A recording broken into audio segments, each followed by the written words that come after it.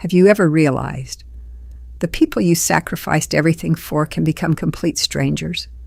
For 12 years, my children lived only 30 minutes away, but to them, I had already disappeared. No birthday calls, no holiday invitations, no Sunday dinners, no, "How are you, Mom?" Nothing. Then one ordinary Tuesday, they turned on the television and saw my face on every national news channel. The same woman they had ignored for years. The same mother they were suddenly desperate to claim.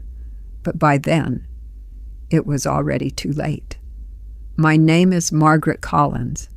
I'm 68 years old. And this is the story of how losing my family helped me finally find myself. When people hear the word mother, they imagine warm kitchens, family dinners, and children who never forget where they came from. I believed that too.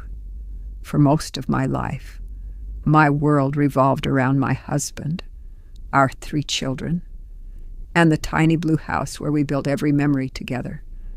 I never chased a career, never bought expensive things, never traveled. Every dollar, every minute, every dream was poured into my family. I packed thousands of school lunches, worked late-night cleaning jobs, mended clothes by hand, skipped meals whenever money was tight, so my children would never know we were struggling. I wasn't perfect, but I loved them with every piece of my heart. When my husband Daniel died from a heart attack, everything changed overnight. The house became painfully quiet. Every room echoed with memories. I thought my children would bring us closer together. Instead, they slowly drifted away. At first, they blamed work, then traffic, then the grandchildren's schedules. Then they stopped making excuses altogether. Weeks became months. Months became years. Sometimes I'd cook enough food for everyone, just in case someone surprised me. The food always went cold. Eventually, I stopped setting extra plates. Christmas became the hardest. Every December, I'd decorate the same old tree, wrap presents, bake Daniel's favorite cookies. Even though he was gone, I kept hoping. This year they'll come. Every year, I watch the snow fall alone through the living room window.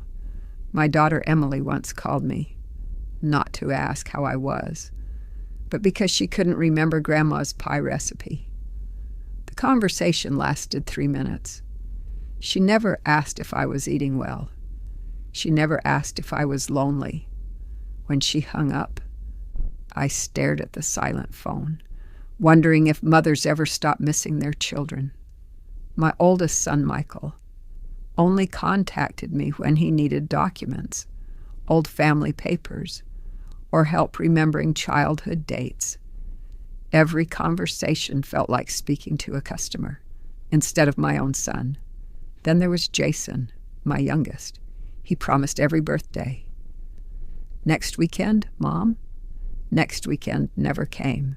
One afternoon, I slipped while carrying groceries inside. I lay on the kitchen floor, unable to stand, for nearly 2 hours. I waited, not because I expected a neighbor, because I kept believing one of my children might suddenly call. No phone rang. That afternoon, something inside me quietly broke. Not my body. My hope. I finally understood.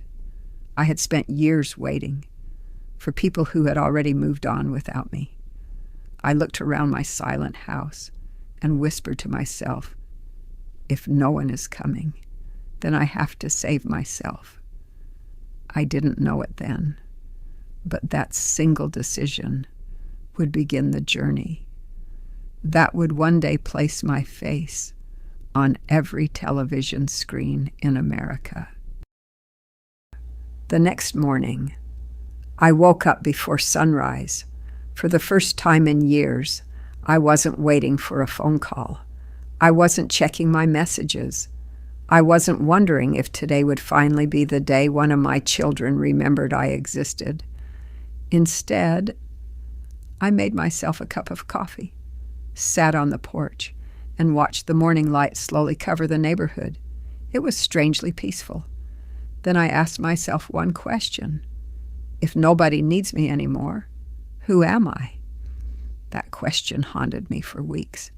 Without my husband, or without my children, without family dinners or birthday parties. I didn't know who Margaret Collins really was. One afternoon, while cleaning the attic, I found an old wooden box covered in dust. Inside were dozens of faded notebooks, recipe books, handwritten journals, letters, and newspaper clippings. One clipping stopped me. It was almost 40 years old.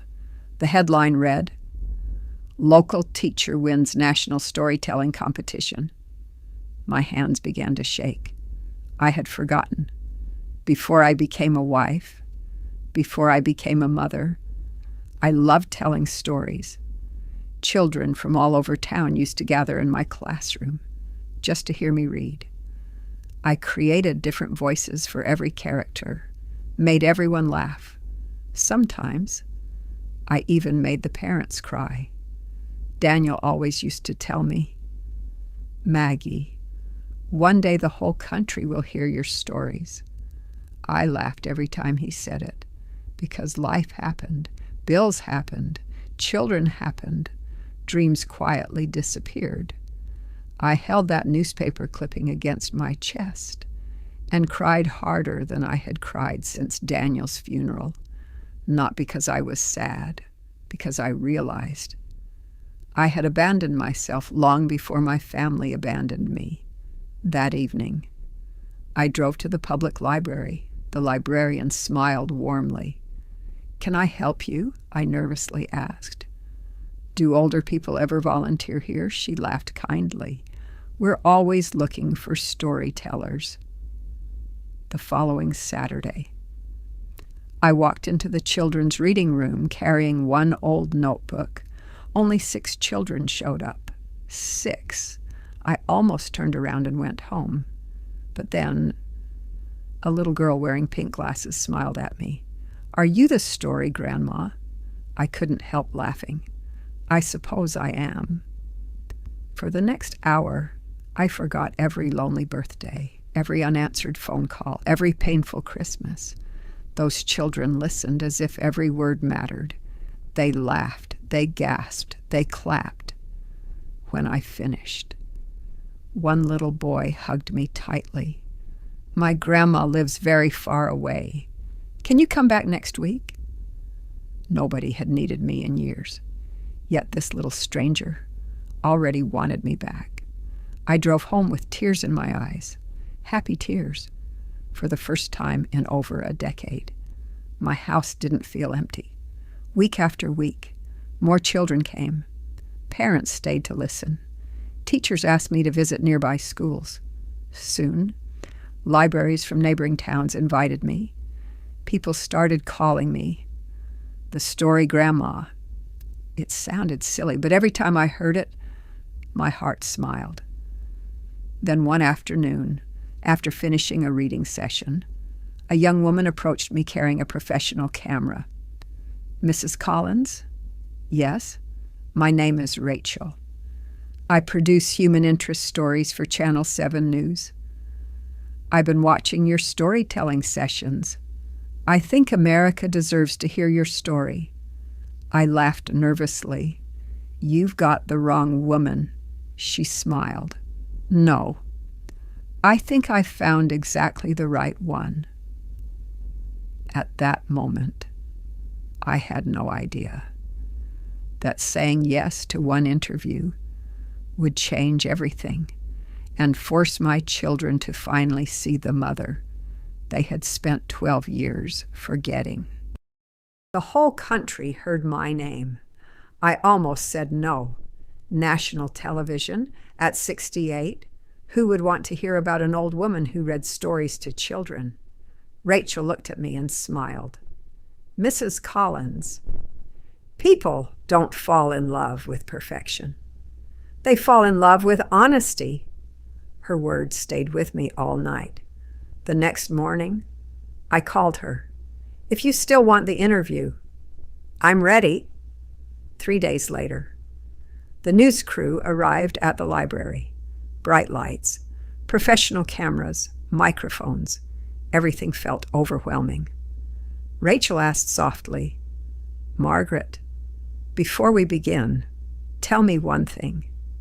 What hurt you the most?" I looked out the library window. Children were laughing outside for a long moment. I couldn't speak. Finally, I whispered, "It wasn't growing old. It wasn't losing my husband. It was realizing I'd become invisible to my own children." The entire room became silent. Rachel reached over and gently squeezed my hand. "You don't have to hide your tears." So I didn't. For nearly 2 hours, I told them everything about Daniel, about the lonely Christmases, the birthdays spent alone, the dinners that no one came to, the grocery bags I carried by myself, the phone that almost never rang. But then I told them about the children at the library, the hugs, the laughter, the little voices shouting.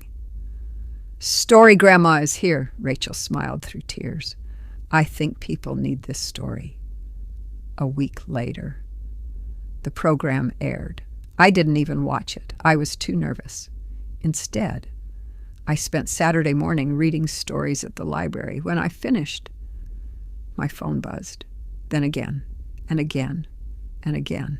Hundreds of notifications. Thousands. I thought something was wrong. Rachel called. Her voice was shaking.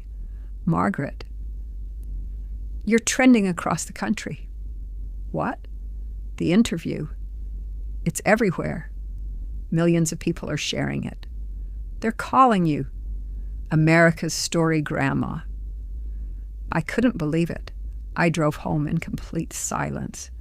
When I reached my house, there were television vans parked outside. Neighbors I'd never spoken to were waiting on my porch. One elderly man hugged me. My children forgot about me too. After watching your interview, I called my daughter. A young mother walked over holding her little girl. "My daughter wants to meet the Story Grandma." That afternoon, letters began arriving, not dozens, hundreds, then thousands. Some came from soldiers overseas, some from single mothers, some from teenagers, some from nursing homes. Every letter said almost the same thing. "You made me feel seen. You reminded me I still matter. You gave me hope." Every night, I sat at my kitchen table, reading those letters with tears in my eyes. For the first time in years, my home was filled with love again, not from family, but from complete strangers. Then, exactly 12 days after the interview, something happened. My phone rang. I stared at the screen. The name made my heart stop.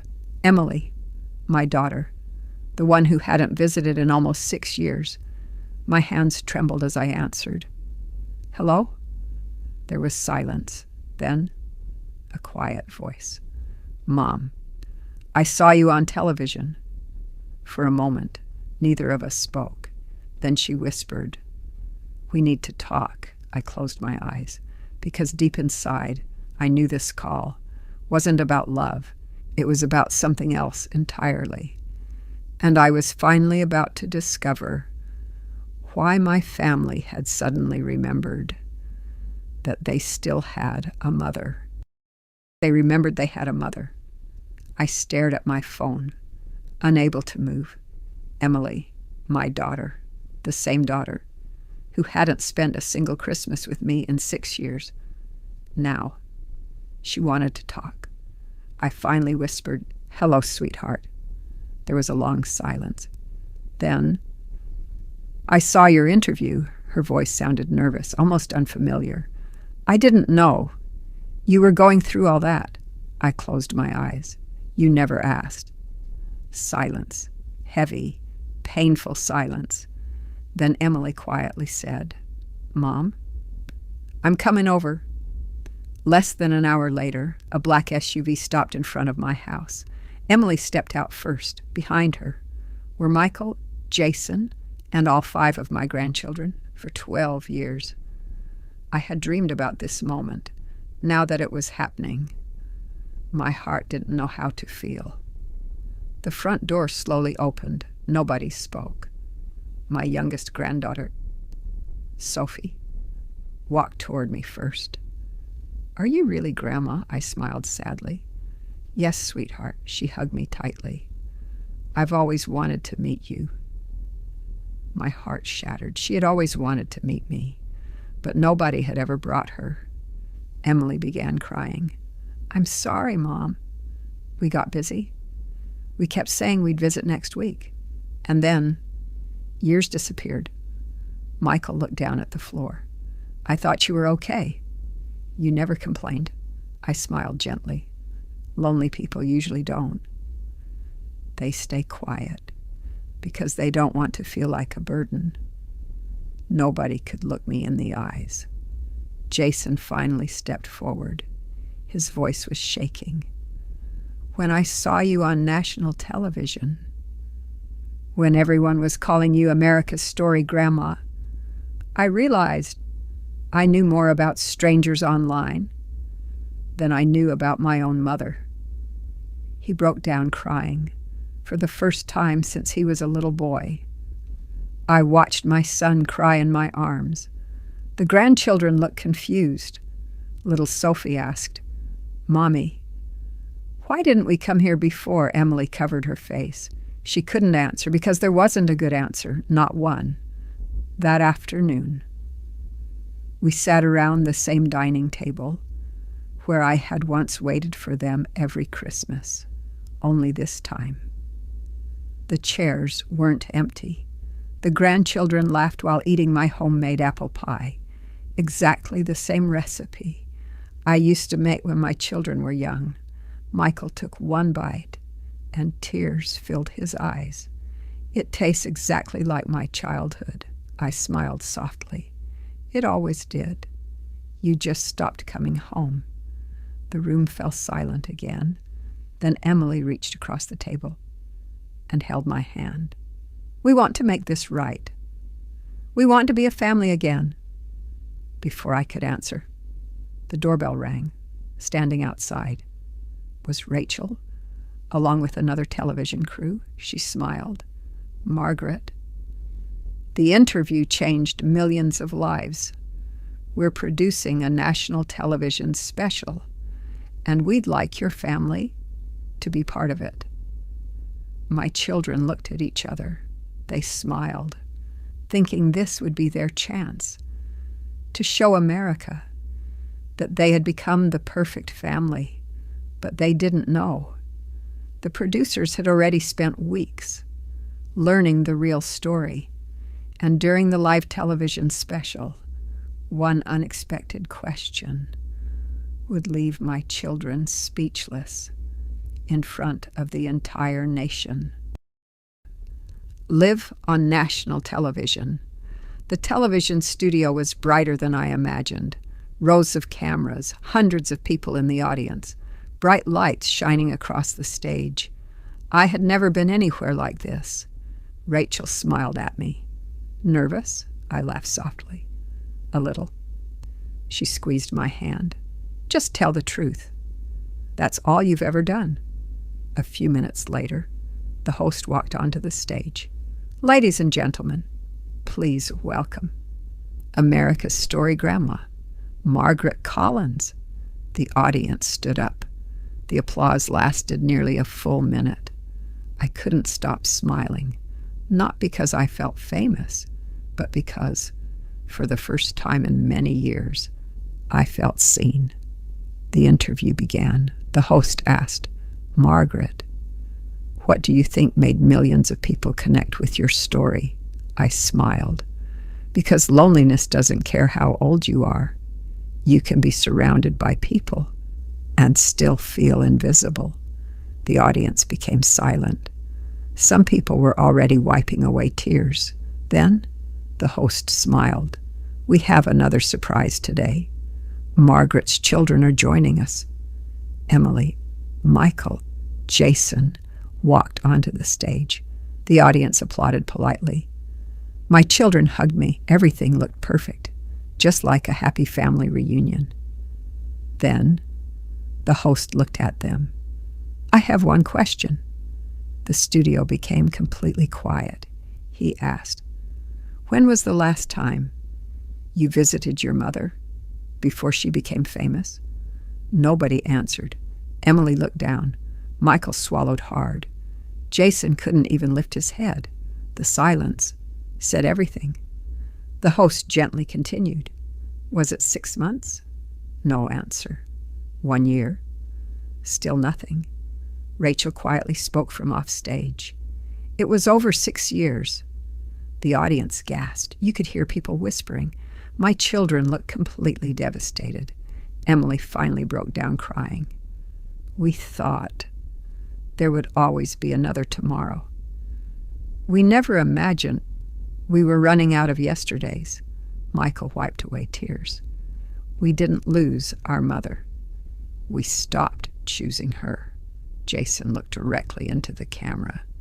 "If you're watching this, call your parents. Visit them. Don't wait until the whole world reminds you they're still alive." The audience erupted into applause, not because my children were perfect, but because they were finally honest. Months passed. Our family slowly began rebuilding what had been broken, not with grand promises, but with small moments, Sunday dinners, phone calls every evening, birthday celebrations, school plays with my grandchildren, simple things. That became priceless. One afternoon, Emily asked, "Mom, can we take a family picture?" I smiled. This time, nobody was missing. Nobody stood outside the frame. Nobody was forgotten. The photographer counted. 3, 2, 1. Click. I looked at the photo. It wasn't perfect. Some eyes were closed. One grandchild was laughing too hard. Someone blinked. But it was the most beautiful picture I'd ever seen, because this time, everyone wanted to be there. I learned something through all of this. Sometimes life doesn't give you a second chance to change your past, but it does give you a chance to change what comes next. My family ignored me for years. Then they saw me on national television. But the greatest victory was never becoming famous. It was watching my children finally understand that the woman they almost lost had never stopped loving them. And if my story teaches you anything, let it be this. Don't wait for a television screen to remind you that someone who loves you may be waiting by the phone, hoping you'll call. The end.